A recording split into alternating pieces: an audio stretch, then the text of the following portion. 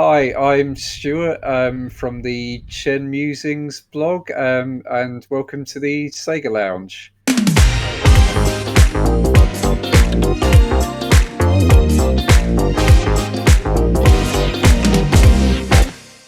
Hello and welcome to the Sega Lounge, a podcast that is all about Sega in all its forms, the music, the games, the community, all things in between.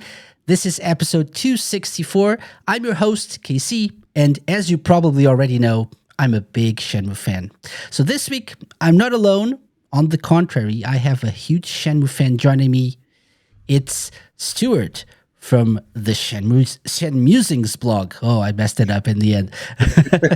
Hello, Stu. Welcome. Hey, Casey, good to be here. Yeah. How's it going? Doing well? It's all good here. Yep, pretty good. Despite the heat, right? We were talking about it before we started recording. Yeah, I'm slowly melting over here, but yeah, it's all good. I've got the fan going. Yeah, surviving. Excellent, excellent. Okay, so Stu, we the way we do things here is obviously we are going to talk about your blog. We're going to talk about Shenmusings. We're going to talk about Shenmue as well. But I always, when I have a person for the first time, this is not your first time on the show. Technically, you've been on the show a couple of times before, but this is the first time we're talking one-on-one here. And so whenever that happens, I like to go to the beginning. I like to get into people's heads, delve into their pasts and stuff. So especially in terms of gaming. So how did you get into gaming? How did it all start for you? Yeah, so I think technically it started probably when I was playing on my dad's old Atari that he had. I want to say either the 2600 or the 5200. It's whatever one has got that really bad port of Pac-Man, which when I was a kid, I didn't know any better. I hadn't played any other version of Pac-Man, so yeah, to me, the dumb kid, it was it was quite fun, and yeah, I think we had like Space Invaders and like stuff like that on it as well. But yeah, I think, but when I got into gaming properly is when we got a Mega Drive, which I believe would have been early 1993, because it was packed in with Sonic 2, which was the first Sonic game that I actually played, as I mentioned on the previous episode with our top 34 Sonic games, and yeah, that's sort of what got me into gaming and Sega, and to be an obsessive fan of Sonic as well as Shenmue. Yeah, that's sort of where it all started, really. Yeah, me and my brother, we'd play Sonic 2 to death. Both. He'd usually play as Tails, and we'd like play the two-player mode as well. And yeah, obviously from there, checked out all these other Sega games like Streets of Rage, and then all the other Sonics after that. So yeah, that's kind of how it all began for me, really. Excellent. Yeah, I didn't know there was a bad Pac-Man game, so that was surprising for me. I'm still I still can't get over that fact that was the first thing you mentioned there, but I completely blacked out and just like a bad Pac-Man port. So it was like the like screen flickering and stuff, right? I remember seeing something about that. Like yeah, and he's not really a perfect circle either. Like he doesn't look right. Yeah, it's not great, but for me at the time, it was entertaining enough. So I also love Pac-Man. I don't think the original the maze like Pac-Man is always good no matter what. So I need to check out that version, that Atari version, to see what is so bad about it. But yeah, excellent. So you mentioned Sonic. Obviously, we already know that you're a big Sonic fan from your participation in one of our challenge episodes. You've been on like you mentioned, the top 34 Sonic games episode as well for the anniversary. What was it about Sonic that turned you into a big Sonic fan? at the time? Um, it was just something about Sonic Two, I guess. It was just really engaging. The fact it was like really colourful, I guess, probably helped. Yeah, I it just really appealed to me. It was really fun to play. Um, I Yeah, I remember finding it more appealing than Mario when I was a kid. Definitely, I Hmm. think I played Mario briefly because I think my uncle had a NES, and me and my brother we did play that as well. But yeah, it just felt so slow and like plodding compared to Sonic, and there's just I feel like there was just something sort of unique about Sonic, sort of among platformers at the time. It just felt a bit more ambitious. It's not like the levels just have to be made out of blocks. Hmm. Sonic had Yeah, like slopes and loop de loops and all this other crazy stuff. Yeah, and it's true. it's just something about Sonic. Like I've always loved it, and yeah, I can just sort of play them, effortlessly. Especially the 2D games. I've got a lot of muscle memory um, with the 2D games, especially, and yeah, it's just something about Sonic that's always appealed to me. Yeah, yeah. I never quite realized that. I think never quite thought about it. Like the early Mario games were like very blocky, right? Hmm. There were no slopes at all, right? That's true. I don't think I don't so. I mean, think I'm not an so. I'm expert, trying to but I'm trying to remember because I don't think I don't know if I ever saw Mario before Sonic. I know Mhm. I had seen other games. Like I had a sort of like an Atari system as well that I don't Yeah, remember very well. I know there were some games involved in there, but Sonic 1 was my first, and the Mega Drive was like my first yeah, proper video game. mhm, But I remember playing Sonic, no, Sonic Mario 2, which mhm. was not really Mario, but they like Doki Doki Panic, I think Yeah, it was called, and yeah, they just changed it to be a Mario game. I played that on a friend's console, on a friend's NES. And then I think I after that I saw Mario 1, but now that I mhm. think about it, I don't remember any like curvy things, any slopes. It was all very like rectangular, like Yeah. blocky, right? Like very straight angles. So that's a very good point. That's a very good point. Yeah. Yeah, and I think it's the fact that Sonic has like always had like unique music and sort of aesthetics for each zone Hmm. as well. Because I don't think that was really well. I don't think it is still that common in like even the modern 2D Mario games. Is it? They repeat a lot of the same Yeah. sort of visuals for each world and like a lot of the music. But Sonic, it's like it's always unique. They really make an effort to make each zone like stand apart from all the other ones. Hmm. So again, I might have found that quite appealing as well. Yeah. Excellent. Yeah. So did you stick with Sega after the Mega Drive? I very much did. Yeah, I got a Saturn, and then a Dreamcast after that. So yeah, I was very much a Sega loyalist. I stuck with them. Obviously, I'm still a Sega fan now, but yeah, I stuck with them to the end of their sort of console output. Hmm. Which yeah, particularly heartbreaking with the Dreamcast because it really felt like oh they've got it right this time, like it will be fine, it will be good, and then yeah, obviously it wasn't, but Yeah. Yeah. yeah, yeah, I Still stuck with them. very good console. Yeah. Still, Oh god, still. yeah, Yeah. Yeah. yeah, It wasn't the Dreamcast's fault. no, no, For sure. it's not its fault. No, no, no, no. Okay, okay. So if I had to like gun to your head, I know Shenmue is probably number one, or at least I don't know. How do you usually, if you think about like your top five games of all time or something like that? Do you usually? So what I do is I cheat a little bit and I say Shenmue, and it's one and Yeah, two together. Uh, Okay. even though I think Shenmue One is my favorite out of the two, Hmm. I understand two is probably a better game, but like Hmm. I don't know. It's there's something about that, like the world of Shenmue One, that it appeals to be a bit more. But I Oh, usually absolutely. Yeah. cheat like that. Do you usually rank the Shenmue games separately?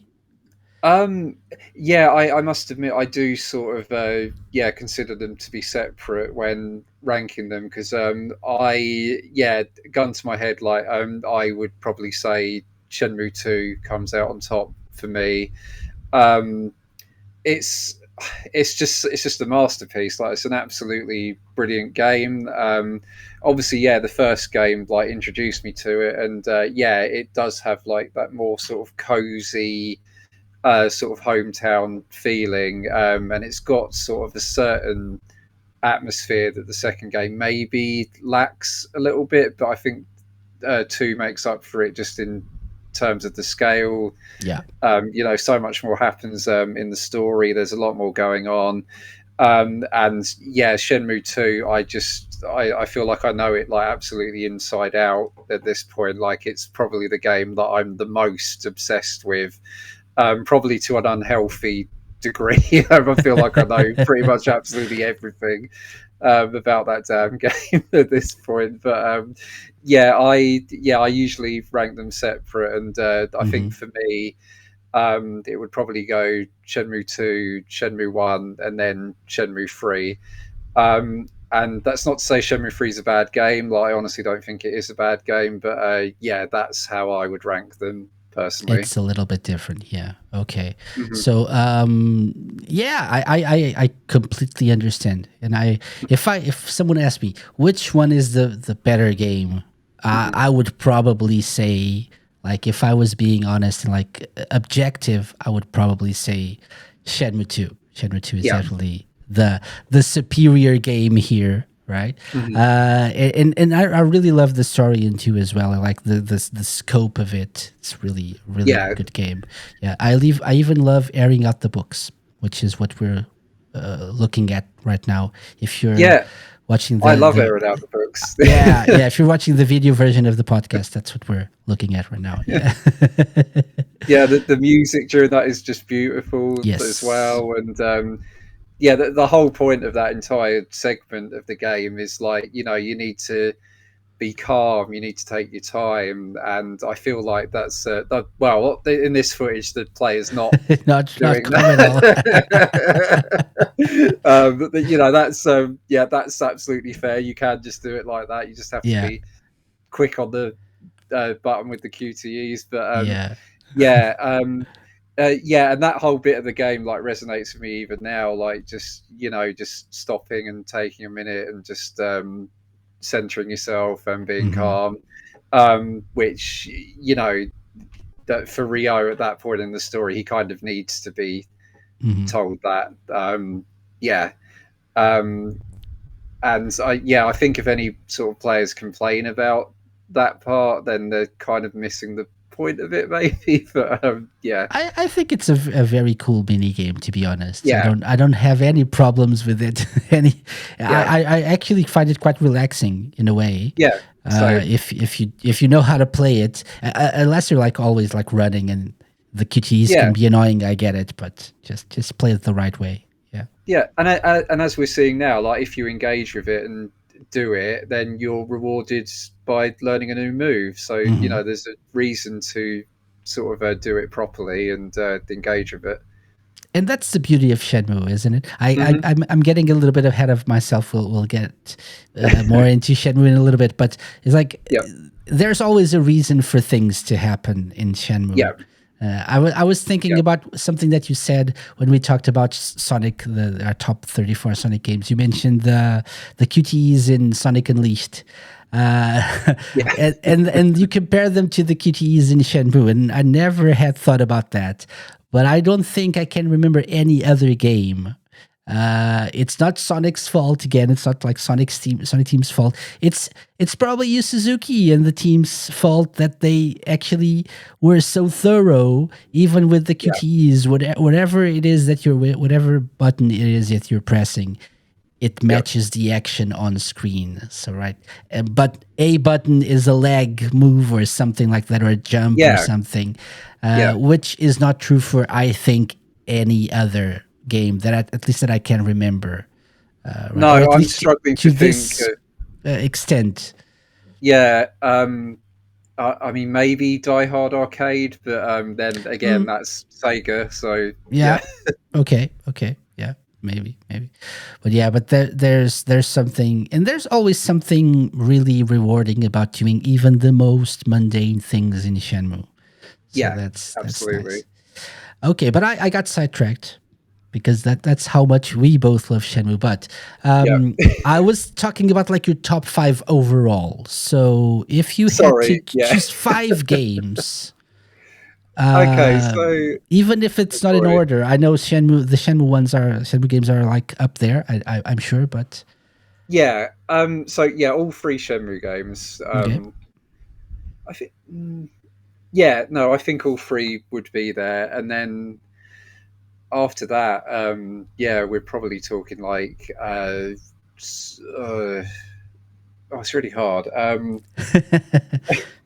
I feel like yeah, probably Sonic 3 and Knuckles because I feel like that's the culmination of what they were doing with the Mega Drive games, and the 2D ones like up to that point, and then uh, yeah, I don't know if it would be another Sonic game or whether there's something else that's really resonated. Can be a Yeah, non no, Sega game if you want. yeah. I I mean, It's I hard. think Sonic Adventure or Sonic Adventure 2 possibly, but yeah. So I know this. Yeah, this is like probably this is like more than five at this point. But I think if any non-Sega, It's if okay. non, No one's counting. yeah, yeah, if any non-Sega games are in there, um, yeah, I think maybe a Zelda would be in there, like Mm, possibly Breath of the Wild. Because I mean, I got into Zelda quite late. The first one I played was Twilight Princess on the Wii, okay. Okay. and yeah, I just really got into it, and that sort of encouraged me to check out the other Zelda games. And yeah, I've sort of been a fan of that ever since, really. So Yeah. yeah, far as non Sega games go, that's definitely up there. For sure, I agree. Yeah, my first one was Ocarina of Time 3D on the 3DS, Okay, yeah, and I really loved it. So next, I played Skyward Sword on the Wii. mhm, I bought Twilight Princess as well, but yeah. for some reason, I played like through half of it. I'm not even sure if I even got that far, but I stopped playing for some reason. Maybe something Mhm. else came out that I wanted to check out. I don't know. Never really completed that game, and people say it's a very good game. It's one of the best in the series. I mean, I seem to remember it did take me a very long time to finish because I wasn't used to Zelda games for a Mm, start, and Twilight Princess is pretty long, and there's sort of quite a lot mm. of kind of padding Dungeons, and right? a Oh lot of yeah. dungeons. Mhm. There's a lot of things in between the dungeons as well that's maybe a little bit stretched out and padded, but yeah, no, on the whole, like, it's a really enjoyable game. Yeah, it's like a little bit darker than the other ones. People say, Yeah, yeah. yeah. Yeah. Yeah. So, and by the way, Breath of the Wild or Tears of the Kingdom? Another See, lifelong question. I'm Yeah, I mean, I've just started replaying Breath of the Wild because I just got a Switch 2, Yep. and I've been because when I played Breath of the Wild before, that was I only had a Wii U when it came out, Oh. so yeah, and I wasn't really able to get a Switch at the time, so I played it on Wii U. So obviously playing it now on Switch 2, yeah, even more of an upgrade than it would be for someone who Mm-hmm. played it on the Switch one. For sure. Um, yeah, I did enjoy Tears of the Kingdom. I think for me, I didn't necessarily get on with the building mechanic that much because I know people were making all these crazy kind of things with it, but for me, yeah, I didn't it didn't really appeal to me that much.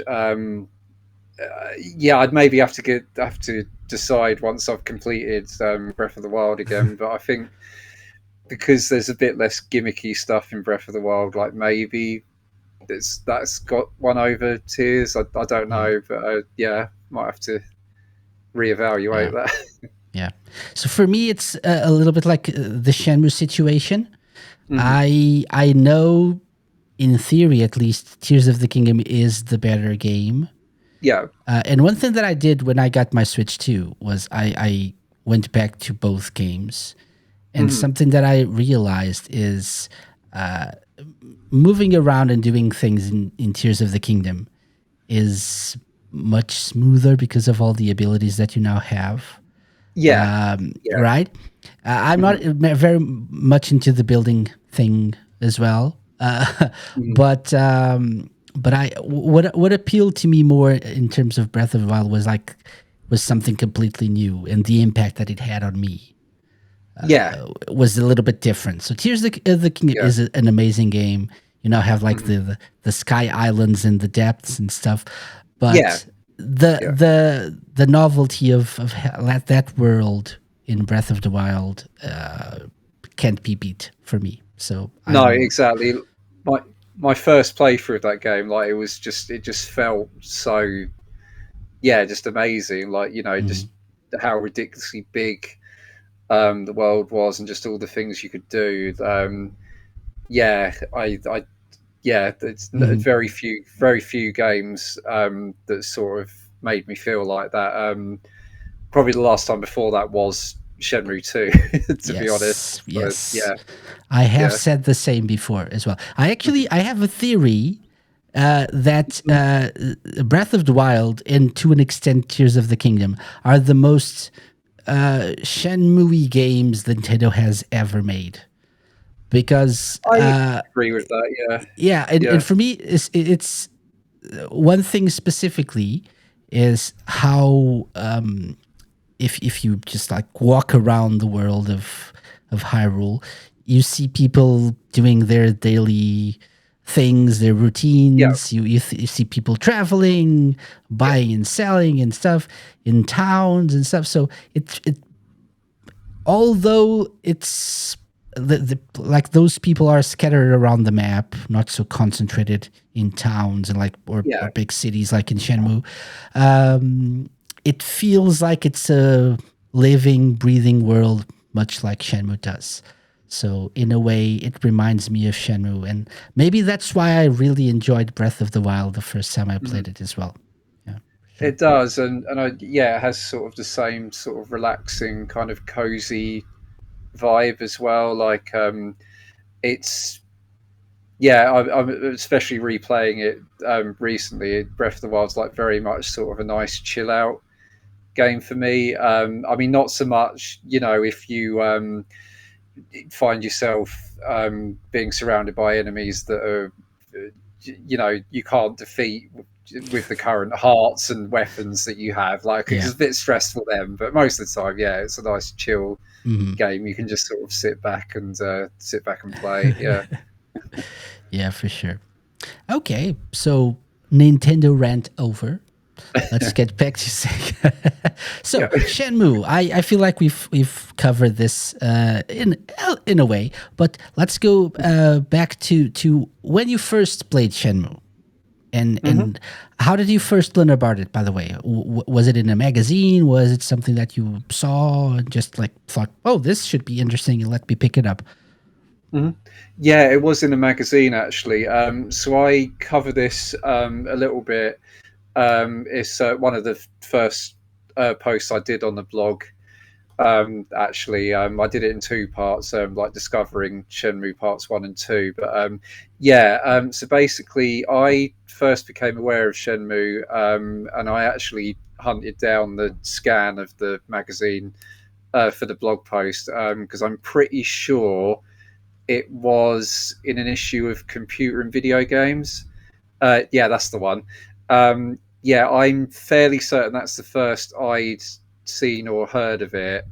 And yeah, just reading about it, it was like, oh, yeah, like it says there, oh, it'll be the best game ever. Like it's like real life. It has like a time and day and night system, and the fact it was a Sega game, as well. Like, I was just really excited, and I sort of followed all the magazine coverage from that point on.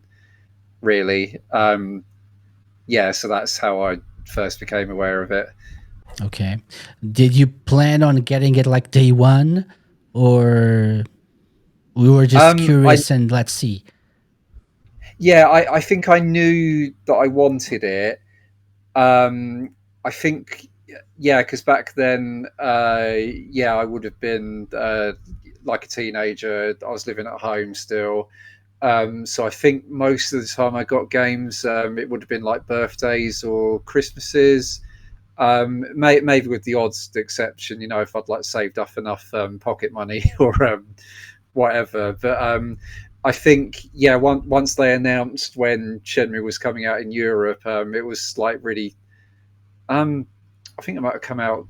I think it was November 2000 in the UK. I want to say. Yeah, but it was like so close to Christmas anyway. I just asked for it as a Christmas present, and then yeah, first played it on Christmas Day 2000, and then I got Shenmue 2 Christmas Day 2001. So I sort of associate both games with Christmas, especially Shenmue 1 because obviously it's set at winter anyway. And you can get to Christmas time in the game. There's snow. It's just got that whole cozy sort of wintry vibe anyway. And Santa, you can see him wandering around the streets the closer you get to Christmas. Um, so yeah, though I remember those Christmases like very fondly, and I spent most of both of those Christmas days just in my room, just playing the hell the hell out of those games. Yeah, that's great. Yeah, I got the first Shenmue later, so Hmm. later like September, around September 2001. I Okay. remember. Yeah, but still amazing. What? So, in a few words, uh, what was so special for you about Shenmue, about the original one? Why did it blow you away? Yeah. So I think, yeah, just the atmosphere, the fact that it's just a living, breathing world. Like, it just blew my mind. Really, like, you just had all these people walking about that had daily routines. I mean, even from the very start of the game, when you can just explore everything in Rio's room and everything in the house, you can just open drawers, and in at that time, that was just amazing. Like, it was like a revolution, and it's something we take for granted in modern games now that you can just do that. Um, yeah, and it yeah, it just felt like this was the future of gaming. Really, it was just like nothing I'd ever played before. I was just absolutely enthralled with it from the start. Yeah, For sure. they just did such a good job of creating that world. And I think I sort of used this quote in one of my blogs, but there's something Yu Suzuki says about the Shenmue sort of color. And he possibly goes into like the Shenmue smell as well, which is maybe a bit of a strange way of putting it. But yeah, because I think he says, "Oh, we used Unreal 4 for Shenmue 3 because it was sort of able to replicate that sort of feeling, that atmosphere." Um, and yeah, that just sort of sums up what I kind of maybe struggled to put into words. Yeah, that's it. Yeah, the Yeah, yeah. atmosphere, the humidity, a world with smell. That was it. Yeah, But that's true. That's true, right? it's very true. It Yeah, is true. yeah, And it's amazing how you can actually feel the smells even without yeah, feeling the smells. yeah. It's amazing. Yeah, and like I ramble about there, like just the imperfections of like the real world, and like what a town is actually like. They just nailed it. Like Mm. it never feels like artificial. Like it just feels like a real place. And yeah, I mean, Sega AM2, they were always just wizards and like Hmm. absolutely brilliant at what they did. Before that, I was just wowed by what they were doing with Virtua Fighter, like especially Virtua Fighter 3. Like that's still insane to me that that game came out in 1996 because it's Hmm. just way ahead of its time, like with the graphics and the environments they were doing. And I mean, the same goes for Shenmue. That they were working on this game like in the mid to late 90s. Like it just seems insane that it's from that time. Hmm. Yeah, for sure, for sure. It's amazing how whenever I think about playing Shenmue for the first time, everything that you just said it like comes to mind as well. Yeah, Mhm. how amazing it was. Not that I was like so I had been away from gaming during the Saturn era. So I had a Okay. Mega Drive, and then I didn't have a Saturn or a PlayStation or Nintendo 64, anything. Yeah. And then I returned with the Dreamcast, and I was really happy. And again, like just like you felt, oh yes, we're back, baby. Yes, finally, Yeah. Sega. Yeah, we're gonna win this This can't generation and stuff. fail. Yeah. Yeah, yeah, unfortunately not. But but everything that I played on the Dreamcast felt like something amazing. But Shenmue was Yeah. on a whole nother level. It was like Yeah. Absolutely.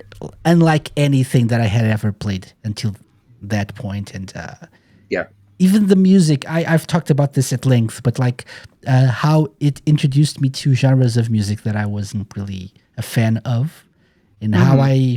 I always enjoyed video game music, obviously, Yeah. but Shenmue opened my horizons to different genres and to how important, even to tell a story in a game, music really Mhm. is. I Oh think yeah. I had always known about it, but not to this extent, Yeah. right? Especially in the first game as well, because Hmm. yeah, the sort of music when you just the wandering around, like the free tracks, Yeah. as they're called, like they change like as the story progresses. And there's one in particular. I think it's called Loneliness, like on the soundtrack.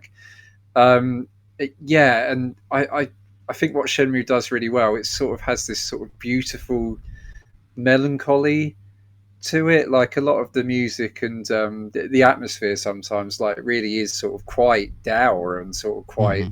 sad, but it's sort of done in such a way that it doesn't feel dreary. Like there's sort of just a beauty to it. I mean, yeah, watching this footage here, like the fact the sky is like overcast and yeah, obviously there is those Sega blue skies in there, like when it's a nice day. But Yeah. Yeah. yeah, it's just the whole wintry tone to it, Hmm.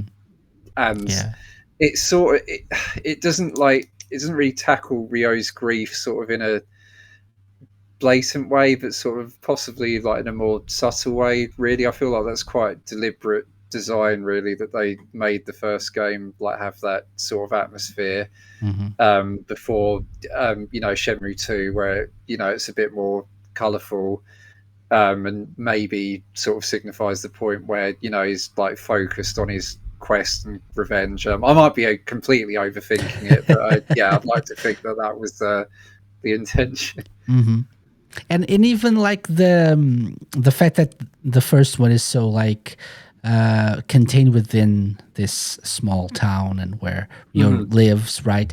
That also is a very good way of introducing this character and his background, Yeah. and to get attached to this character, because after that he's gonna like travel the world, or at least travel Hmm. to another country, Yeah. and this game serves as like a very good introduction into who he really is, by way Yeah. of not just knowing the character himself, but the people around him, the family, the friends, like Yeah. the surroundings. That's a very good choice, even if not really completely intentional, but uh, definitely a very good way to get to know the world of Shenmue and its characters a little bit better.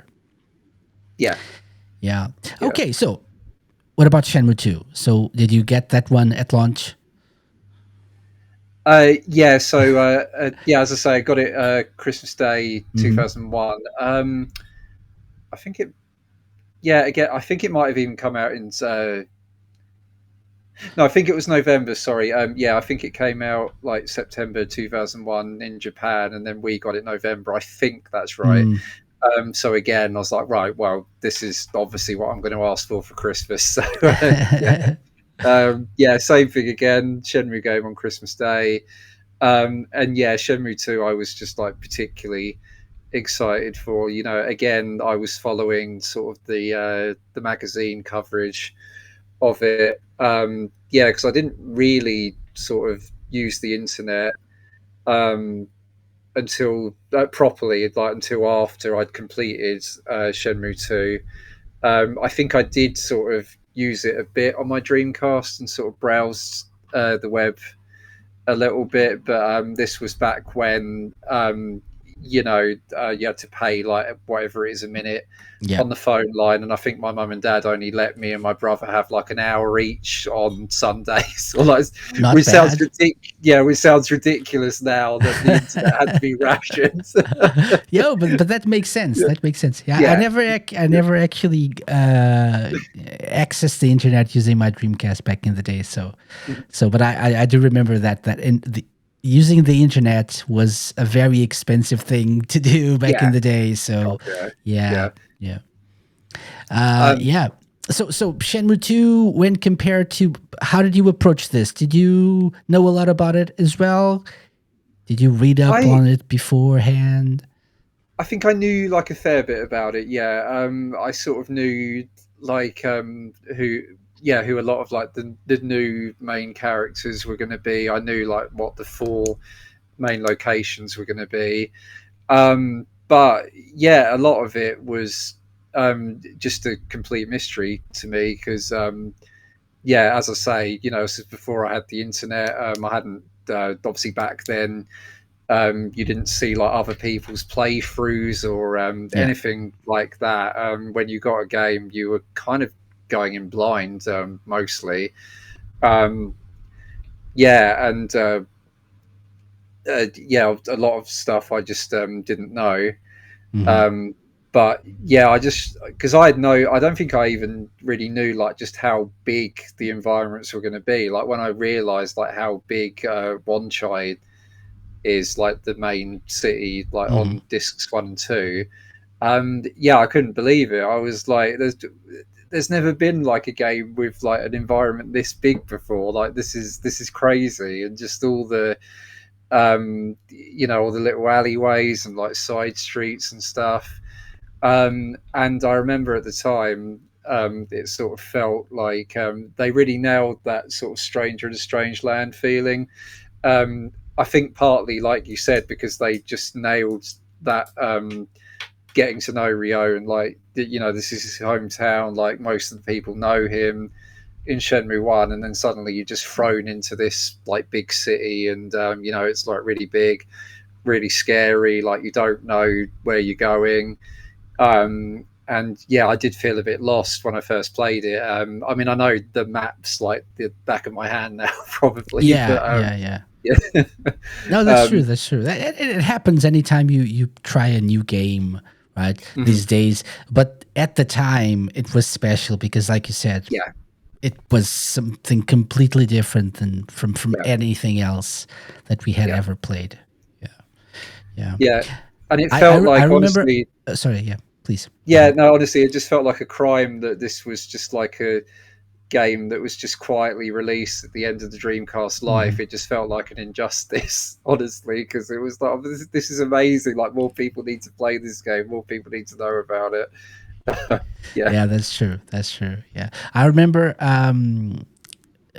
So I actually, it took me a while to decide to get Shenmue One, Mhm. uh, because I didn't really know much about it. I remember seeing something in a magazine about free, Mhm. and thinking, oh, this is nice. This is probably just like a marketing gimmick or something.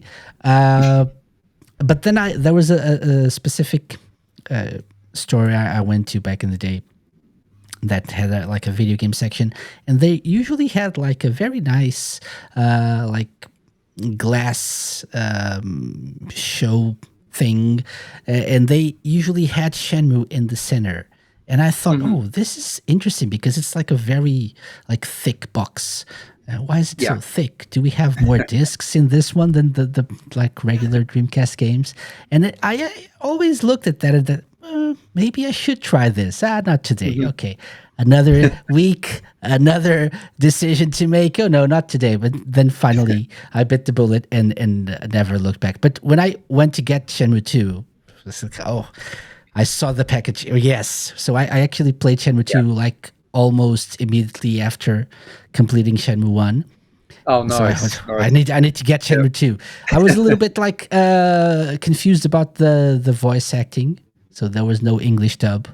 Yeah, Right? yeah, Because because we got the Japanese version over yeah, here, which is better than not getting it at all, like for yeah, people in the US. yeah, absolutely. But it was really really amazing. I remember being fascinated with Kowloon, which I didn't know about. I didn't know anything about Kowloon. No, I didn't either. Yeah, No. like a walled city, like that Yeah, fascinated yeah. me. And another thing that I find interesting is the mountains Mm, in the last disc in Guilin. yeah, To this day, anytime I see any picture of Guilin anywhere, like, oh, that's Guilin. And yeah, people with yeah. me who are not gamers or who don't know about Shenmue ask me, how do you know that? That's a very Yeah, what are you specific talking fact. about? Like, no, that's because of Shenmue 2. What's Yeah. Shenmue 2? Oh, I'm glad you asked. Let me explain.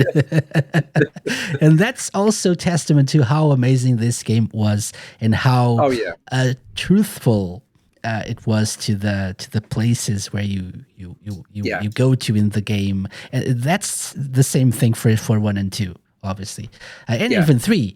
But at the time, it was amazing the level Mhm. of fidelity that the games had. It Yeah, really was. Yeah, yeah. excellent. So, Stu, let's go look forward in time to when Mhm. you decided to create Shenmusings. Okay, so let's focus on that for a little bit now. So, why? Yeah, I I was mean, why sort of not? I know, but why? so I was thinking about this yesterday and sort of earlier today, just sort of reading my own blog, really, just sort of going back to when I started it. Yeah, so I think because I started it back in like early 2018, and this was actually a few months before Sega announced that they were finally going to bloody re-release these games in HD. Finally, so yeah, 2018. Obviously, Shenmue 3 had finally been announced. The Kickstarter was a few years before that, so this was sort of an in between period. We were waiting for Shenmue 3, but we were all campaigning, save Shenmue HD and all this on Twitter.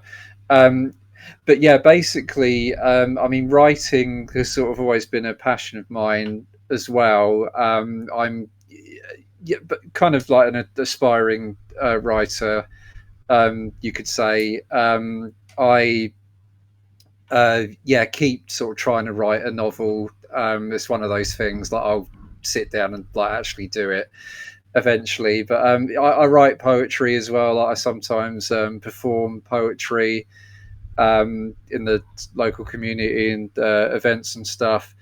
And I just thought like I'm so passionate about this series of games that I need to like start writing about it.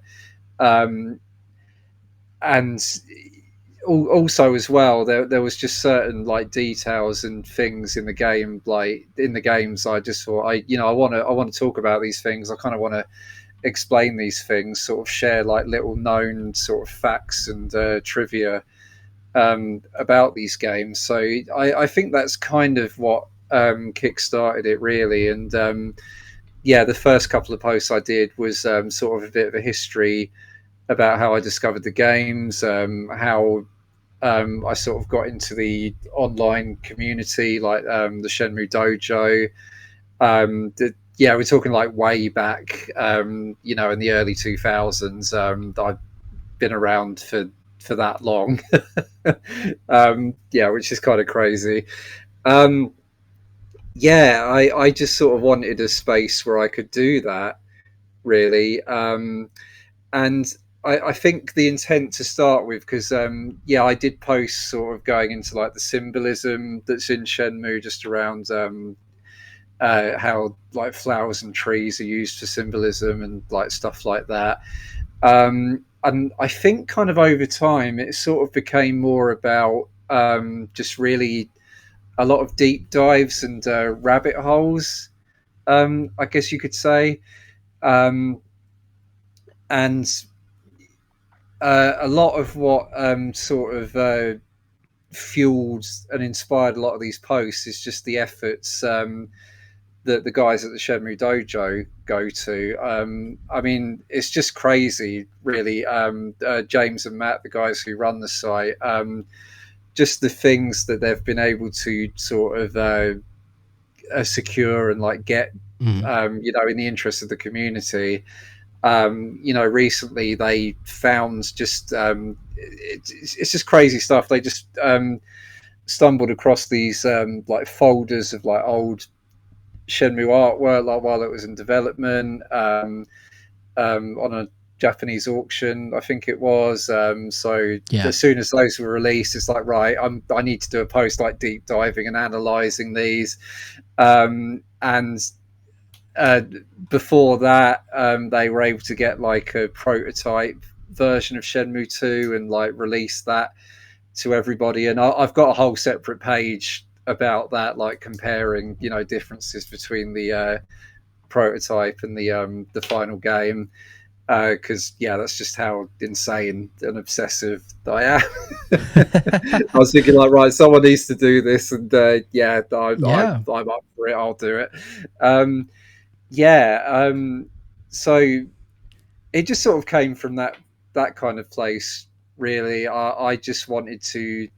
It's sort of a need to document a lot of this stuff for Mhm. me, really, because I sort of have maybe not a fear as such, but just sort of a worry that these things might get lost, if they're not kind of documented properly or like analyzed properly.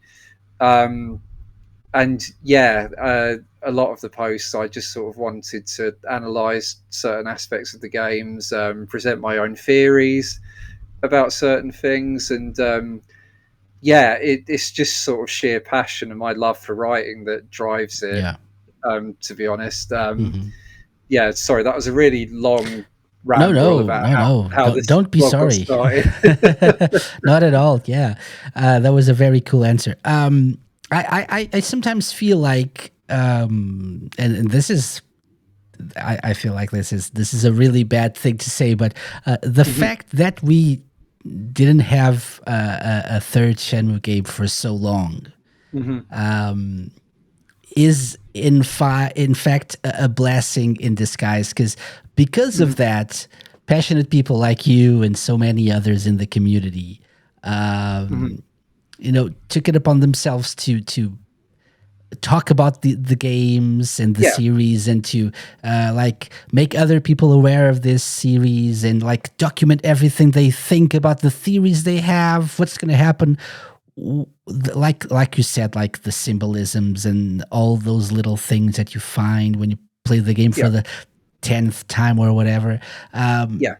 and so I feel like if we were talking about a series like a Dragon, or like a Sonic the Hedgehog that has so many Mm, games released in succession, people just yeah, would focus on playing the games. There's always someone who does sort of this kind of thing, but like having yeah, a community as strong as the Shenmue community is also in part because of the lack of games, I feel. So yeah. it's not That isn't all that. bad. No, and that isn't a really interesting point actually. Because yeah, I think you're right. I think things might be quite different. Like, say if the Dreamcast was a success, and Shenmue was released in the way that they planned it, and you had all the games like come out like quickly after in succession, and then the story was wrapped up. Like that's it. Shenmue's finished. Um, yeah, it does make me wonder actually, like in an alternate universe, like where that happens. If there would be quite as much sort of passion and all these different like projects and fan works and stuff. Like if it wasn't for the fact that we had to wait nearly 20 years Yeah. just to get another game, and obviously not to bring it down, but we're in a similar kind of limbo at the moment where we don't really Mhm. know like what's happening, or if we're going to get another game or if the story's going to be finished in another way. But I think the fact that we had that sort of I think we kind of called it the wilderness years. Yeah. Yeah, the fact that we had that time.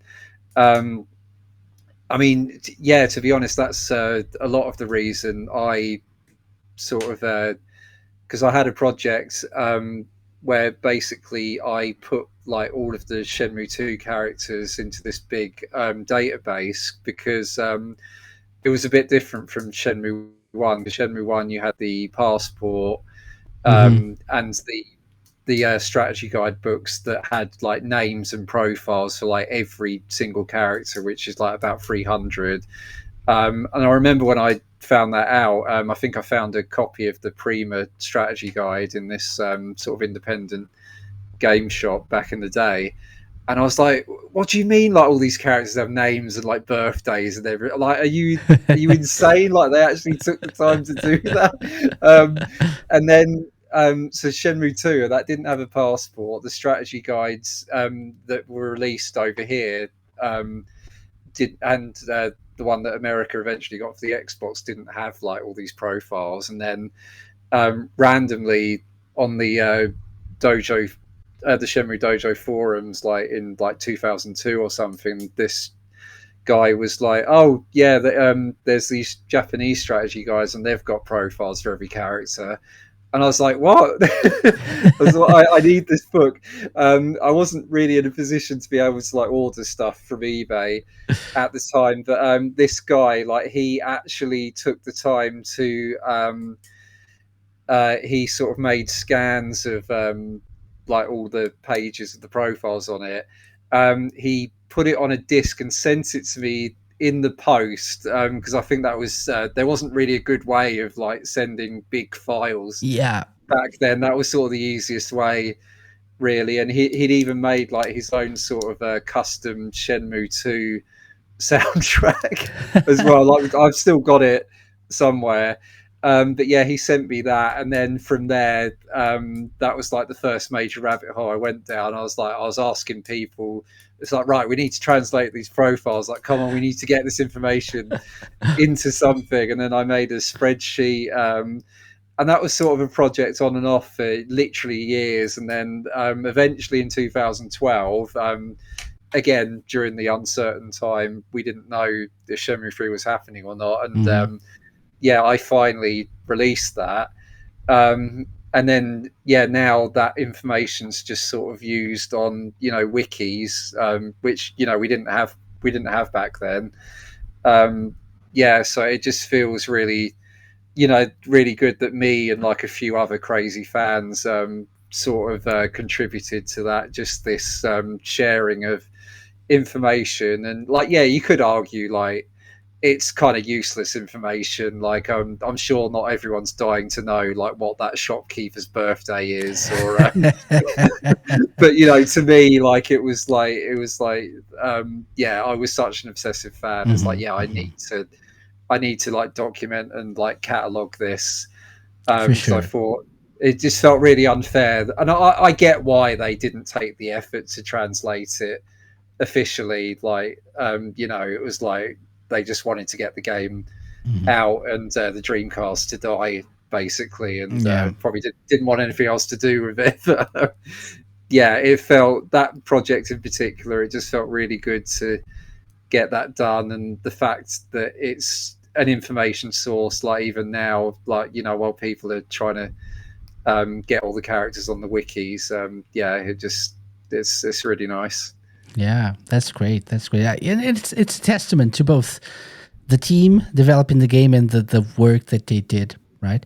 Yeah, The like the detail, the level of detail they put into making the game, and also a testament to the community, that the Shenmue yeah, community, and how amazing it is, 100%. right? And Yeah, people like yourself that put in the work. It's really appreciated, very much appreciated. I think, yeah, even if some people don't appreciate it, there are a lot more that appreciate it. So yeah, thank yeah. you. And that guy who shared the scans with me, I'd love to know where he is now, because a lot of old forum users from back in the day did sort of come back when Shenmue 3 was announced, but Hmm. I don't think he ever did. Yeah, yeah, his username was Eek the cat, like the cartoon character. So yeah, wherever you are, mate. Yeah, hopefully you're doing well, If you're and watching this, leave us a comment yeah, in the like below. Yeah, do that. Say hi. Say hi. yeah, please do. Okay, Stuart. The conversation is amazing, but we need to take a quick break here. Yep, Do you know why? I don't know why. So I'll explain. Uh, because it's time for something I like to call the Sega Launch Challenge. Oh boy. Okay. Oh boy! So you've been on a challenge, or like a whole like episode long challenge, but the Sega Launch Challenge actually started as like a segment of this show Mhm. for our interviewees. So every week we had a different interviewee, we had a different guest, and at the end I played a game with the person. Air quotes here. I tortured Yep. the person with a Oh, challenge. great. Yeah, hence the air quotes. I played a game. Uh, and so this week, I know you're a massive Shenmue fan, but not just a massive Shenmue fan. You're a Sega fan, like we already established today. So what I propose to you is taking on the Ultimate Sega Fan Challenge. Okay, Okay. what's that? 10 rounds of different challenges. Okay. Hmm. There are some questions, some trivia questions, some songs to guess the game, Okay. and other little things in between. Okay. So each round is worth 2 points. So Hmm. 20 points in total. And you just need 10 points. Okay. Sounds easy, right? It does. It does sound easy. Is it easy? We'll see. I think it will Hmm. be. I think it will be. Knowing you, Okay. I We'll think see. you'll crush this. We'll see. Okay. So, are you ready for the ultimate Sega fan challenge, Stu? As I'll ever be. Okay. So, round number 1 is a question, Hmm. and it's a Sonic question. Okay. Okay. Probably very easy. I don't know. In the original Sonic the Hedgehog for the Mega Drive, Mhm. what is the code you need to input in the title screen to unlock level select? It is up, down, left, right, hold A, and press start. That was very quick. Hmm. Are you sure? I'm pretty sure. Okay, so final answer. Yep.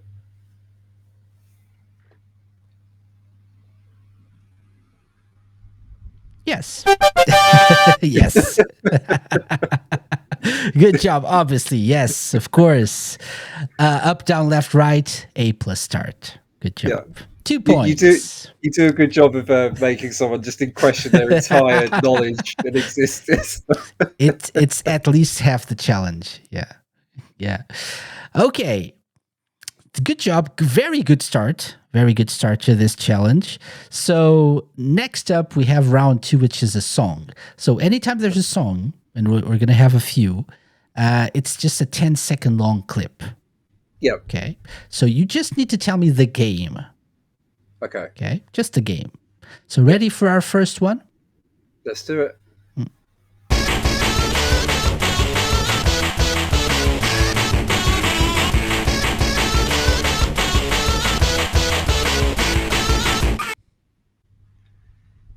So that is Sonic Battle. Why? Again, very um, quick. yeah, well, yeah.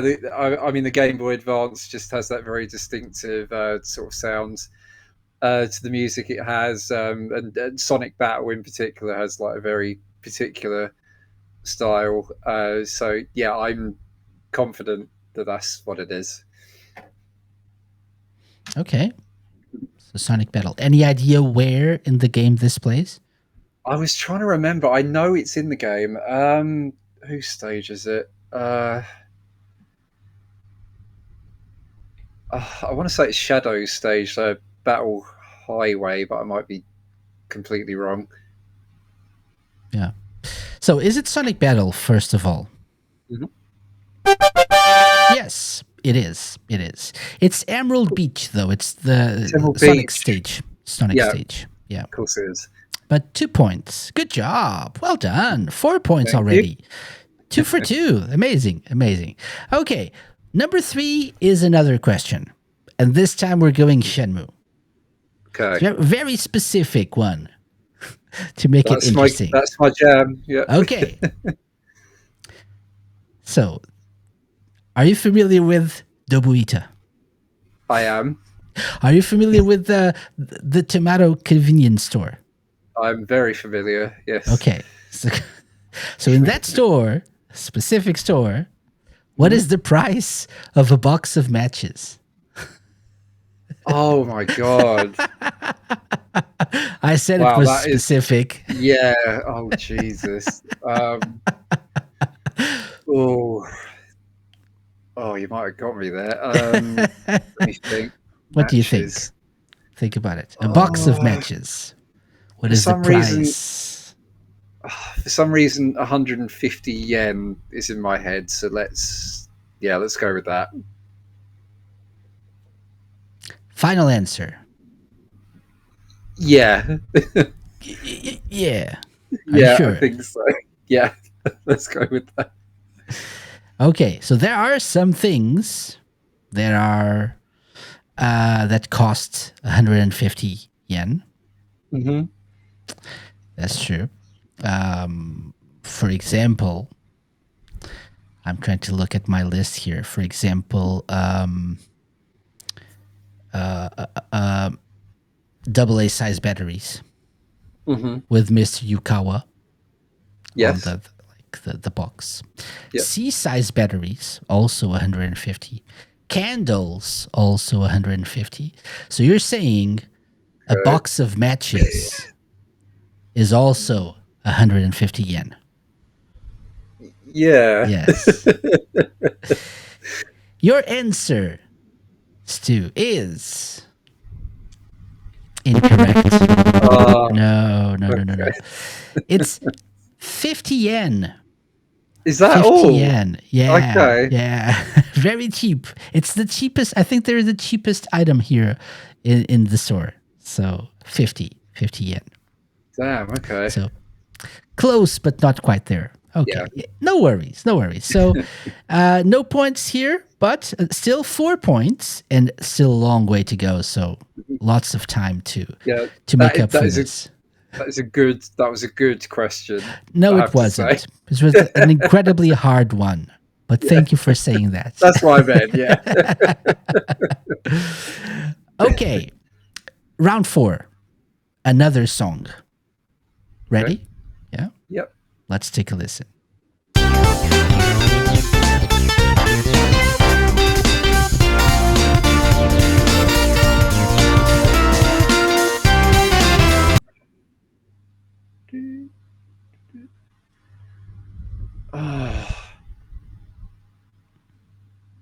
Should I play it Oh again? No. Okay. no, I think I've got it. So yeah, because I was thinking I know this is a Sonic game. So yeah, this is really specific. So I think it's in Sonic Mania Plus specifically, and it's on the pinball minigame, and it's a remix of Trap Tower from the Sega Sonic arcade game.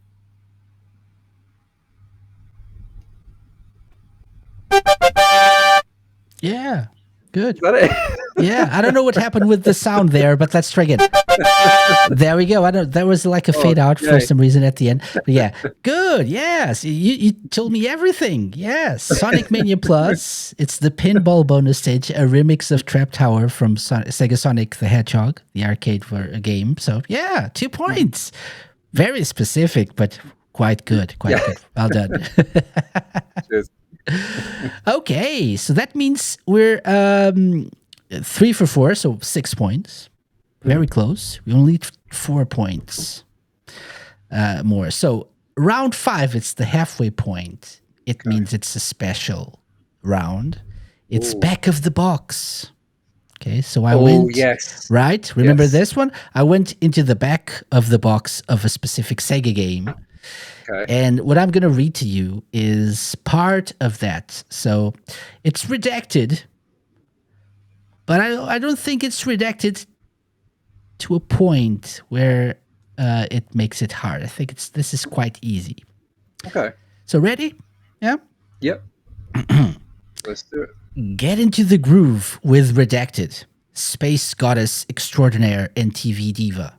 Outdance those evil but funky invading aliens, rescue their wacky dancing hostages, and get her TV ratings to soar. Redacted merges adventure and music action with a hip leading lady who will groove the hearts of gamers of all ages. Redacted has mesmerizing gameplay with characters and visuals so unique. Why resist? The rhythm's gonna get you. I love how threatening that last part is. Damn. Why resist? The rhythm's gonna get you. So I'm fairly sure it's got to be Space Channel 5 by the sound of it. Why? What specifically makes it sound like? Yeah, just the fact it's talking about a female reporter. There's aliens involved and grooving and dancing. Yeah, it's got to be. And the rhythm's gonna get you. So yeah. Apparently, yeah. Apparently, yeah. There's no escape. Good job. Good job. 2 points. That's 8. Wow. Amazing. Amazing performance. So, halfway there, let's go into the final 5 rounds. So, round 6 is another song. Mm-hmm. Ready? Let's take a listen. Yeah.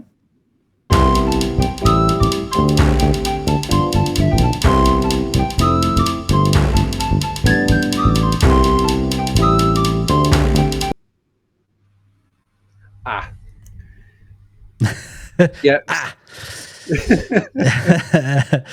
So I think this is from Shenmue 3. And I think this is it's like the title screen for the Bailu Chan Hunt DLC, if that's what it's called. Yeah, because it's part of the Battle Rally DLC, but I think that music is for the Bailu Chan Hunt specifically. Yeah, pretty sure it's that. Okay. Did you enjoy that part of the DLC? I did. Yeah, I thought that was actually really fun. Actually, yeah, spent a long time looking for them all, and yeah, some of them were a bit frustrating. But yeah, I thought it was really cute, really fun. So now that we know that you had fun, is your answer correct? That's the question on everyone's mind. Mm-hmm. So do you get 10 points right now in round 6 or not? This is indeed a Shenmue track. Mm-hmm. Is it Shenmue 3 though? It is. Yes, it's the Bailu Chen song. Yes, the title screen, indeed. Very good. 10 points. Good job. So now we're just playing for fun and to get a high score, right? So for bragging rights. So number Hmm. 7 is a question, and we're gonna go Yep. back to Sonic on this one. Okay. What is the name of the mysterious and powerful gemstone that appears in both Sonic Mania and Sonic Forces and can be used to distort time and space? So that is the Phantom Ruby.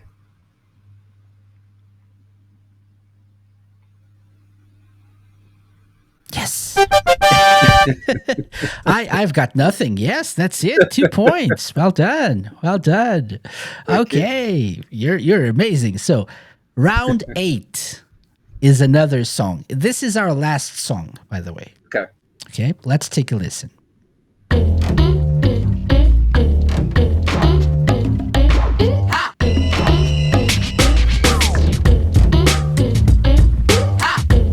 Ha! So yeah, that is from Jet Set Radio. It plays in the garage. I think when you're choosing a character. And I want to say it's called Humming the Bass Line, something like that. There is indeed a song called Humming the Bassline in Jet Set Radio. Mm-hmm. Is it this one, though? Mm. Is this a Jet Set Radio song, more importantly? Mm-hmm. Yes to all those questions. Yes. Yes. So it's when they're like all, yeah, like moving like this, and then right on. Which is 2 points. Yeah. 2 points. It's a groove. It's a groove indeed. The rhythm's gonna get you. Yeah. Okay. Round 9. It's our final question, and it's a Shenmue question. Okay. So again, are you familiar with a place called Topuita? I am. And do you know of a store called the Tomato Convenience Store in Topuita? I think I've heard of it. Yeah. Yeah.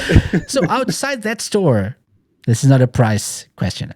Outside the Tomato Convenience Store in Topuita is a poster depicting an animal related to the Chinese zodiac of the year 1987. Okay. Yeah. What animal is on the poster? Okay, so I remember this because it was also the year I was born. So I How? think I think it's a rabbit. How? Are you sure? I'm This is a very specific question. I'm about 95% sure. Let's check. We have video or photographic evidence here. Yes, it is a rabbit. There we go. Good job. 2 more points Thank you. for this rabbit. Well done. Good job. Okay, so final round, Stu. And this is for how many points? So you only failed one, so it's like 18 points, right? You have 16 right now. You can get 18, which is probably a high score of all time. And this is a mixed bag. So it's the one where I go to Metacritic and I take like the brief blurb, the brief description of a specific review. Yep. There are 3 hints: platform, reviewer, or website, or magazine, or whatever publication, and the score. And then I read that blurb, and you have to guess the game. Okay. Okay. So your clues are: it's a Dreamcast game, reviewed by the Dreamcast HQ, Yep. who gave it a 70. Okay. So, okay.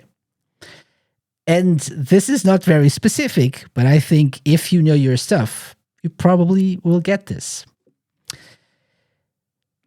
If you intend on playing by yourself, don't expect to win anytime soon. The computer players are cheap, if not downright nasty. So if you intend on playing by yourself, don't expect to win anytime soon. The computer players are cheap, if not downright nasty? Hmm. So, yes, it's making me think it's a fighting game. If you play on your own. Uh, so, yeah, I'm just trying to think. So, I don't. I would say I you don't. have all the information here that you need Yeah. to make an educated guess. So I don't. Yeah. So I don't think. Yeah, I don't think Virtua Fighter 3 or Soul Calibur were like ever criticized for that, and yeah, I think they would have definitely got higher scores than that, surely. And then apart from that, my mind, I did think of Power Stone, which I must admit I've not played, but I know obviously the multiplayer is a big draw of those games. And then the only other fighter of the Dreamcast I can think of is Mortal Kombat Gold, and I know the AI can be quite cheap in the early Mortal Kombat games. Um, So and then let's go there's by parts. If you yeah, intend on playing by yourself, that means mm-hmm, that we can assume that this game can be played with others, yeah, right?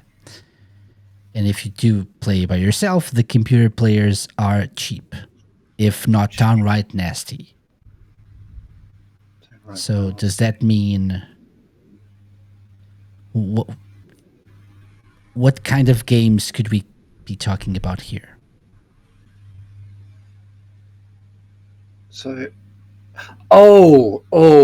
right, okay. My mind went fighting games at first, but now yeah, something has suddenly popped into my head. So I think this could be Sonic Shuffle, which is a game I'll defend till the end of time. By the way, I'm sure Skill Jim will will attest to that. Yeah, so yeah, given the general reception the game got, and yeah, the computer can be like just outright cheat sometimes. Yeah, I'm gonna go with Sonic Shuffle. So you went from fighting games to Sonic Shuffle. Yeah, I I don't know why my mind went fighting games first, but then when you broke it down again, I was like, oh, Sonic Shuffle. Like I just suddenly remembered that game existed and was probably more likely to have that sort of lukewarm reception. So yeah, I'm gonna go with that. Okay. I'm just checking something here. Mm-hmm. Uh, no, I don't think we have it here. I can't find this. Oh, yeah, no, there are no reviews here on Metacritic, at least. For a game that you mentioned, which was Mortal Kombat Cold, which is not the right answer. Okay. I was trying to see what the meta score, the Metacritic score for that was, but Mm-hmm. we have no reviews here. For Um, Mortal Kombat Gold. yeah, poor. For Power Stone 2, for example, Mm-hmm. it's 87, which is Okay. quite good, quite good. Yep. For Sonic Shuffle, which you just mentioned, it's Mm-hmm. 54. Oh damn. Okay. Wow. Wow. Based on 21 Wow. critic reviews. Wow. CNET give it a 40. So what you're Oh, saying come here on. is Dreamcast HQ gave it a 70, which is not a bad score, right? Are you correct or not? Yes, it is Sonic Oh, no way. Shuffle. Yes, it is. Good job. Yeah. The Antagonist, which is a publication I'm not familiar with, gave it an 82. Good job. Oh, good GamePro good on gave you, it an the 80. antagonist. Yeah, Yeah. yeah, good job. And Dreamcast HQ started like 70. Then we had 67, 67, 64, 60, 60, 60, 52, 40. No, 25. Core Magazine gave it a 25. Load times and more boring mini Ooh, games will have this one come on, appearing in the guys. used game bin faster than you can say, ugh. It's my Ooh. duty as a human being to warn all against even thinking about buying this game. Oh my god. Wow.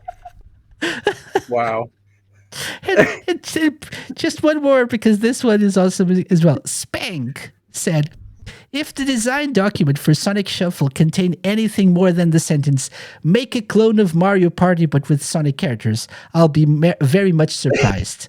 But Sega HQ left out the all important instruction of make sure you don't leave out all the good bits. Oh, come on. Very harsh. Extremely but hard. but No, good no job. need. No need. He's already dead. So, Stu, very good job. 18 points. Must be a record here on the Sega Lounge. And that means you get the official Sega Lounge seal of approval. Well done. Yay. Very Oh, good. it's very cute. Thank you. Yeah, and you will get one that I'll send to you later. So we'll talk about that later because it's a real Oh, thing, by the way. amazing. Thank Yeah. you. So thank you very much for being a good sport and taking part in the Sega Launch Challenge. So No worries. so before we go, and I don't want to keep you too long, but before we go, I wanted to mention a couple of things. So first of all, Mhm. it's been 10 years since that like tremendous announcement back in E3 2015 of Yes. the Kickstarter for Shenmue 3. Were you watching it live back then?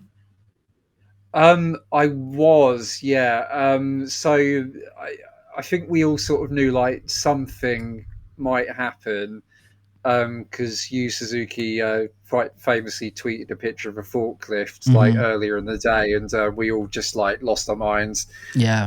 went I insane. I wasn't buying it, by the way. I wasn't buying it. But I was still watching still. Yeah, So it's like just in case. But I yeah, wasn't expecting anything to happen. yeah. But yeah, no, it was quite early in the morning UK time. I distinctly remember because I think I was sort of keeping up with what was going on, like in bed, like on my phone. And then when I saw like it had been announced, like I went like absolutely crazy. And my partner was just like, what's happening? What's going on? I was like, Shenmue Three's coming out, Shenmue Three's coming out, and he was just like, oh. Like,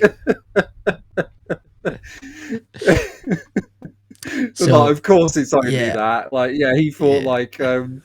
like something's really serious had happened, or Exactly. it's like, Exactly. Yeah. So I've told this story many times on the show as well, but yeah, I was I my wife was sleeping in the bedroom mhm, and I was in yeah, the living room like lying on the sofa and mhm, watching the live stream on TV. yeah, And I was I think I was like almost asleep at that time, so like we're mhm, in the same time zone, so it was like probably 1 or 2 a.m. I think yeah, probably.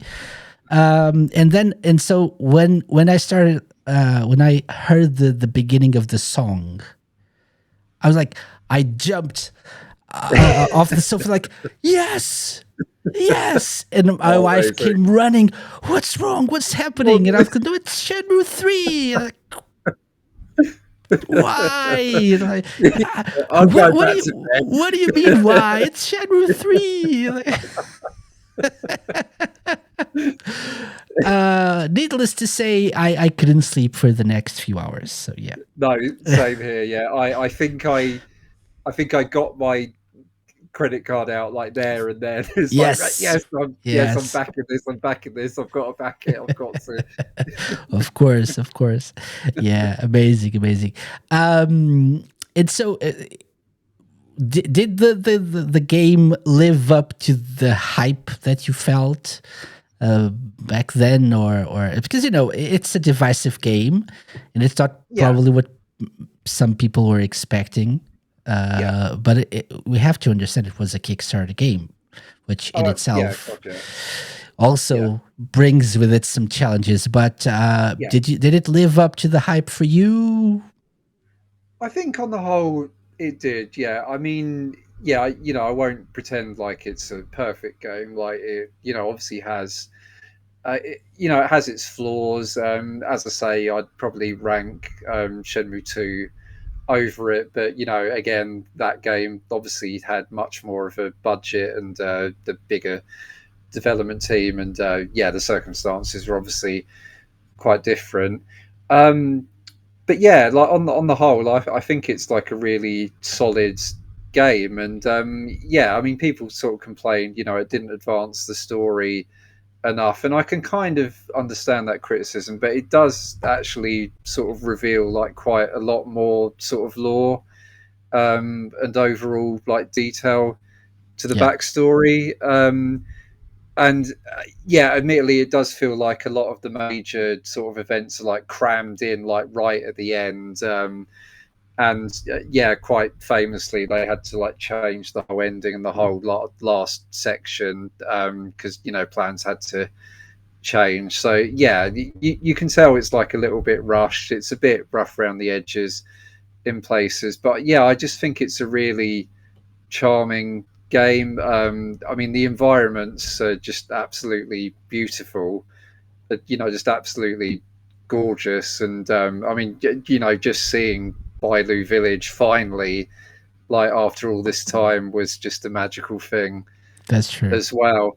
Um, and yeah, like I think it is a there are there's flaws. There's a lot of shortcomings to the story and the plot, but gameplay wise and atmosphere wise, I think it's like a really solid game. And the fact that a Kickstarter game came out like in such a solid and good state, really, and didn't come out like a glitchy mess that had to be patched like several Hmm. times, like certain games do these days. Yeah, Yeah.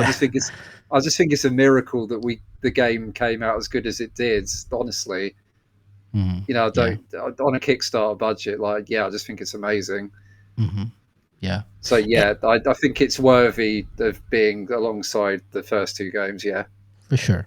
For sure. I've seen criticism of the visuals. I don't get it like, to be honest. Yeah, and like you said, like seeing Bailu Village for the first time, Mhm. that was a special moment. Yeah. Yeah. And I think we have to understand that being a Kickstarter backed project also came with some obligations in Mhm. terms of like the commitments that if you might think, oh, so I'm giving them money to do to make the game. Yes, Yeah. but you're also demanding some other kinds of rewards with it. So, and that poses some Yeah. other challenges as well. And that Yeah. takes away from the making of the game itself, the development process itself. Exactly. Like that's Yeah. money that is not going directly into making the game, but other stuff, right? So Yeah. there's compromises involved here, and so you have to Yeah. understand that. But I agree, it's like a worthy inclusion in the series, Mhm. and it just like made me want more. So that's a good thing, I Yeah, guess. absolutely. I mean, the main thing for me, like when I first played it, it's like, oh, finally we've got new Shenmue content. We've got a new Shenmue game. That was always the main thing for me. And yeah, it was never meant to finish the story. Like, I Hmm. don't know where this idea came from Yeah. that it was meant to be a trilogy and this game was meant to finish the story, but it drives me absolutely insane. um, yeah, and I will, yeah, but yeah, like I won't go on a rant about that, but yeah, no, it's a perfectly solid game. Yeah, not The perfect, one rough around thing the that I edges, the but one thing that I'll say about people who criticize the game, criticism is is something that we can all do if we want to criticize a game. It's Sure. you have your Yeah. right to do that. But Yeah. Yeah. I don't get it when people who say they're fans of the game, of the series, Hmm. say, "Oh, after playing 3, I'm done with this." Oh, I get the exact yeah. opposite feeling. So Yeah. my feeling is it's the Same. exact opposite. It's like I Yeah. want more. More of I this. want Yeah. to yeah, I want more of this. Even if it's I want it Yeah. more polished. I want it a little bit like some things tweaked and stuff. Yeah. But I want Yeah. more Shenmue. I'm not saying like, Yeah. oh, this was so bad that it put me off the whole series forever. I don't really Yeah. get that. Or It it how ruined my life. Yeah. exactly Like, what game have you been playing? Because it's not yeah. the same game that I played at all. No, this is exactly how I feel. And yeah, I just think that some of the backlash and the yeah hyperbole. I can never say that word. Yeah, but Hyper hyperbole. hyperbole. Yeah. Yeah, around this game is just it's completely blown out of proportion. Hmm. And yeah, Hmm. it's just yeah, it's just silly, Yeah, really for silly. sure. For sure. So my last question before we wrap up this too is what do you feel or where do you see this series going? And you mentioned this before, we're in like one of those complicated periods of time. We've had Yeah. one that lasts like 18 years or whatever. Mhm. Where do you see the series going? Do you think we're getting Shenmue 4? Do you think we're getting a conclusion to this story in another way? What do Mhm. you feel like is the most likely, like, what's most likely to happen, in your opinion? Yeah, it's such a tough question, isn't it? I mean, back when the anime came out, which was yeah a few years ago now, and I mean that only covers like the first two games, but Hmm. yeah, when I was watching that at the time when it came out, I thought, oh okay, so this I feel like this is their backup plan. Like if they can't make another game, and then the anime didn't get another season, it's just like I think at that point I was like, oh, we're just cursed, aren't we? Like we can't have nice things. Like, of course, we were not going to get another season of the anime. I mean, it's not impossible. Like someone else might pick up the anime, but yeah, that was my feeling then. That oh, this will be the backup plan. Obviously, it will just go past the source material, but we know the story's like basically already written. So yeah, yeah. But as far as so I mean, I'm reasonably hopeful that they can continue the series somehow. The only sort of doubt I have is because personally, I don't think one more game is going to be enough. I just sort of have that feeling that we're not that far into the story yet that they're going to be Same, able to do that same, yeah. successfully. And I get it at this point, you know, there's going to have to be compromises. There's no way that we're going to see like the entirety of like Yu Suzuki's original like plan, original outline, and there's going to be cuts and compromises. There probably has been already, Hmm. but yeah, I don't think one more game is enough to wrap up the story. But at the same time, I'm like, is it realistic to expect more than one? Another game after four, like, is it realistic to expect a five? Um, so it does sort of make me lean towards, oh, you know, maybe it'll be better if it's sort of released episodically, Hmm. maybe. Um, or, you know, if worst comes to absolute worst, I'd be quite happy with having the story be told like in a manga, a graphic novel, or you know, a Or even a novel. novel, yeah. Yeah, because I like reading anyway. Yeah, you can see all the books behind me. But, Yeah. yeah, um, but yeah, it's really hard. Like I'm confident that the series will continue in some form, but yeah, with their if they do another game, there needs to be some kind of forward plan for like how the story's going to be wrapped up. Like we can't have another situation where Shenmue 4 comes out and then we don't know what's happening, because obviously that's what happened. That's what's happened with Shenmue 3. You know, it came out in Hmm. 2019, which yeah, quite a few years ago now, and obviously we thought at this point, we'd have Shenmue 4 or we'd know what was going on with Shenmue 4, and we don't. So yeah, I just feel like there isn't really a simple answer to that Yeah, question. It I get sounds it. like I get it. It's it a sounds like a difficult cop question. out, but yeah. But personally, if there's only one more game and they try and wrap up the story in one more game, I think that just would really be a compromise too far. But Hmm. that's my personal opinion. I know a lot of other fans would probably be happy with that, but yeah, I just don't think it would sit right with me personally. So Yeah. maybe the ideal scenario in my head is like we get a Shenmue 4 and then the rest of the story after that is in some other medium. I don't know, but I yeah. would probably, so my personal opinion on this is I'm with you. I don't Mhm, think, I mean, a Shenmue 4 is possible. mhm, It would be the last one for sure. Like mhm. Shenmue 4 or whatever they want to call it, like Shenmue the finale or something like that. Yeah, I yeah. see it could go two ways. So compromising and putting everything into the final, like the final game, one game, or not putting everything because obviously it's not possible. So like cutting stuff to just like make one game and like wrap up the story, I don't think would be my preferred option. But No.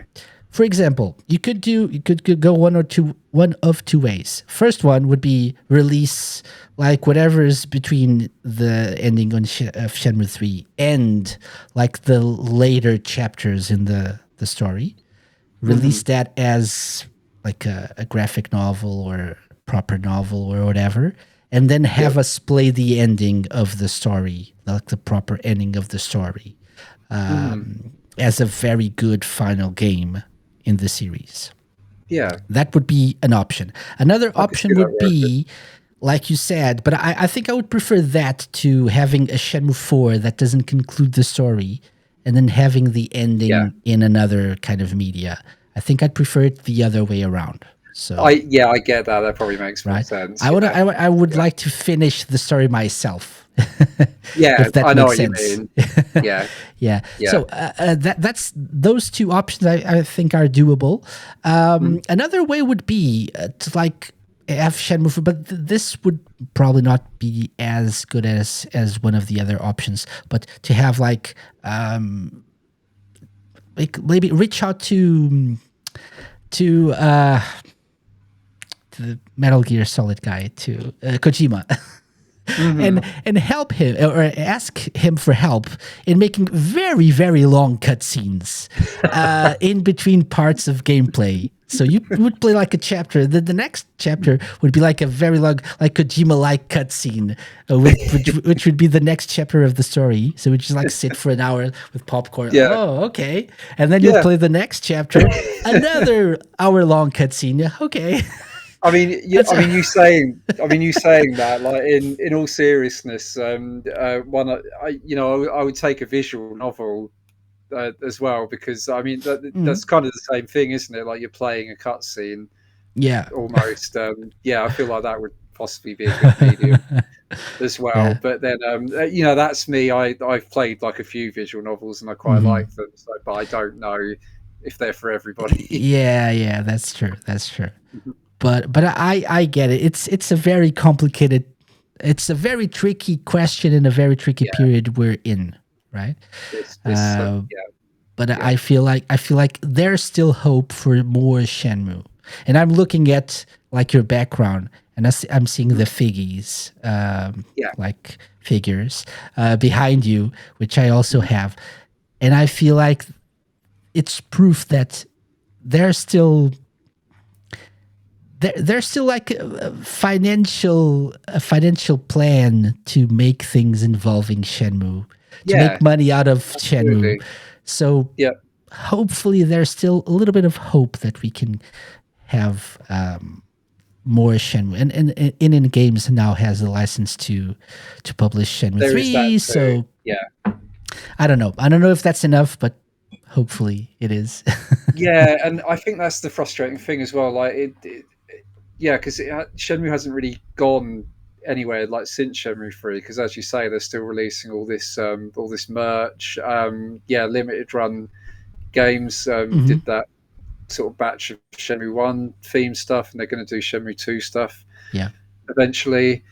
Um, yeah, and I'll quite happily buy it because I know it's, well, hopefully going some way to support the series, but yeah, I just don't want to be here like in a few years' time, and I'm still buying Shenmue figures or whatever, going like, oh yeah, one day, at So like at least we have the merch. So that's least we that's have the something. merch. We That's a don't know what happens in the story, but we yeah, have the merch. We'll have a yeah. room We full of we don't merch.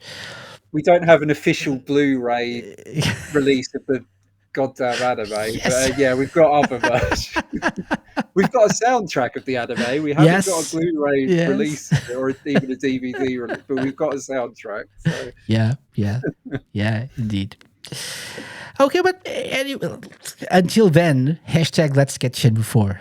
So absolutely, absolutely, let's get behind that. Let's keep yeah, pushing for that, and hopefully we'll yeah, see something new. I'm hopeful for at least, I think, news very soon this year. I'm guessing, yeah, like for Shenmue 3 buy in games on like Xbox, Switch.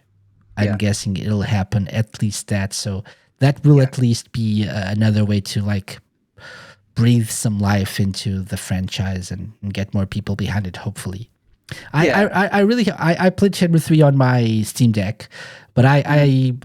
I would quite happily have it on my Switch to play Oh, it absolutely. like I'd get it on on Switch too. a Yeah, lighter handheld yeah, console. That would be nice.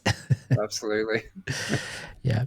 Stu, thank you very much. So I've kept you long Thank enough. you. So my last question of sorts is people are listening to this. Obviously, they understand you're a massive Shenmue fan. What's your elevator pitch for people to go check out Shenmusings? Okay, so if you want really obsessive analysis of like all the little minute, very specific details of these games, especially Shenmue 2 and its NPCs, or yeah, if you just want to know like certain interesting facts or trivia. And also, I reviewed every episode of the anime as well and did a lot of analysis around that. Then, yeah, if you just want to sort of read a lot about Shenmue or the lesser known stuff about Shenmue, yeah, that's kind of what the blog is. Yeah. Yeah, that's a very good pitch, I think. Yeah. And just looking at these screens here, there's a lot to unpack here, so do check it out. Do check Shed Musings. It's a great blog. Yeah, very insightful. So do check it out. Okay, where can people find you, by the way? Apart from the blog, where can people find you online, Stu? Yeah, so you can find me on Twitter as Shenmusings. You can find me on Blue Sky as Shenmusings. I also hang out on the Shenmue Dojo Discord. So over there, I'm known as that Tails guy, because back in the day on the Shenmue Dojo forums, I was known as Miles Prower. Um, and yeah, at a certain point, it just became easier to refer to myself as that Tails guy. So, yeah, Awesome. Yeah, and all the links will be in the description in the show notes. So do check out Stu. So Stuart, thank you very much for coming on the Second Lounge again, but thank you. properly this time as like a proper guest. It was really nice to hang out and know more about your story and your passion for Shenmue. So hopefully we can do this again very soon. Absolutely. Yeah. And as for people watching or listening, thank you very much for hanging out with us. This was a very cool episode of the Seg Lounge. We'll return next week with probably another interview. So many interviews these days. Amazing. So do check that out. Obviously, check us out on Blue Sky and all the other places. And check out our YouTube page, by the way, our YouTube channel, and subscribe for more videos like this and other like little short videos of Sega education, 30 seconds of Sega education. Those are coming out regularly as well. But we'll see you all next week. Bye bye. Thank you. Bye. Let's get Shenmue 4. Let's get Shenmue 4 and let's get sweaty.